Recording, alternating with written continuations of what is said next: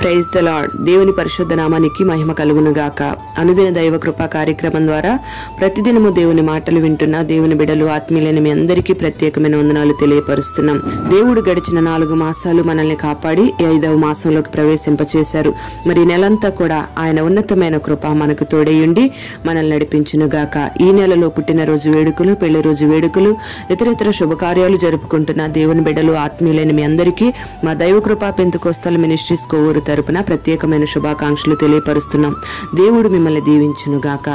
ఈ నెలలో దేవుడు మనకిచ్చిన వాగ్దానాన్ని చదువుకుందాం. యెషయా గ్రంథం 35వ అధ్యాయం 4వ వాక్యం. భయపడక ధైర్యముగా ఉండుడి, ప్రతిదండన చేయుటకై మీ దేవుడు వచ్చుచున్నాడు అని ఈ వాక్య భాగంలో రాయబడుతూ ఉంది. ప్రియ దేవుని బిడ్డలారా, ఈ లోకంలో దేవుని ప్రజలు నలుదిక్కుల అన్యాయాన్ని చవిచూస్తూ ఉన్నారు.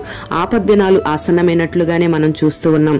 తన ప్రజలైన వారు బలం ఉడిగిపోయినట్లుగా, చెరసాలలో ఉన్నవారిగా, దిక్కులేని వారిగా ఉన్నట్లుగా దేవుడు చూస్తూ ఉన్నాడు.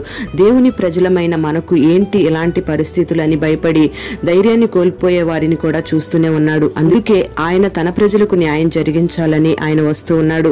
తన ప్రజలకు ఆయన న్యాయం తీర్చే దేవుడై ఉన్నాడు.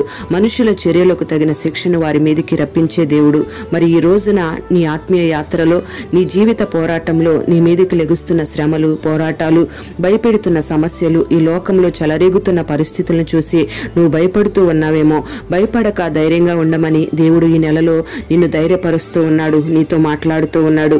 మరి న్యాయవంతుడైన దేవుడు నీ పక్షంగా నిలబడి నీకు విరోధంగా లెగుస్తున్న సమస్యలన్నిటినీ అణిచివేసి దుర్మార్గులను శిక్షించి ప్రతీకారం చేయబోతూ ఉన్నాడు. ప్రార్థిస్తున్న నిన్ను, ఆయన్ని వెంబడిస్తున్న నిన్ను, నీతి కొరకు నిలబడిన నిన్ను తన నిత్య రాజ్యము కొరకు తీసుకుని వెళ్ళడానికి 2వ రాకడలో ఆయన రాబోతూ ఉన్నాడు. ఆయన మహిమలో నిన్ను చేర్చుకోబోతూ ఉన్నాడు. ఈ నెలంతా కూడా కలుగుతున్న పరిస్థితులను బట్టి భయపడక ధైర్యము కలిగి దేవుని కొరకు నువ్వు ఎదురు చూచుదువుగాక. అట్టి కృప దేవుడు నీకు అనుగ్రహించునుగాక. ప్రార్థన. పరిశుద్ధుడవైన తండ్రి, ప్రేమ కలిగిన దేవానికి స్తోత్రం చెల్లిస్తూ ఉన్నాం. ఇంతవరకు నీ మాటలు విన్న నీ బిడ్డల్ని మీరు ఆశీర్వదించండి. గడిచిన దినాలన్నిటా మీరు కాపాడారు. ఇంకా రాబోచిన దినాలలో కూడా ఈ నెలంతా కూడా విస్తారమైన కృపనిచ్చి నీ బిడ్డల్ని మీరు బలపరిచి నడిపించండి. ఈ లోకంలో ఎన్నో భయంకరమైన పరిస్థితులు, ప్రతికూలమైన పరిస్థితులు, కుటుంబంలో చెలరేగుతున్న సమస్యలను బట్టి ఎంతమంది నీ బిడ్డలు అధైర్యముగా ఉన్నా నీ బిడ్డలందరినీ మీరు ధైర్యపరచండి.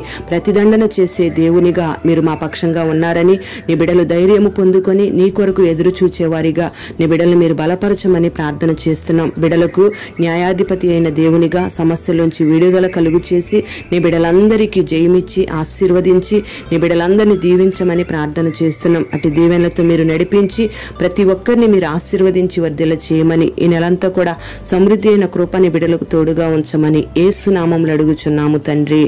ఆమేన్.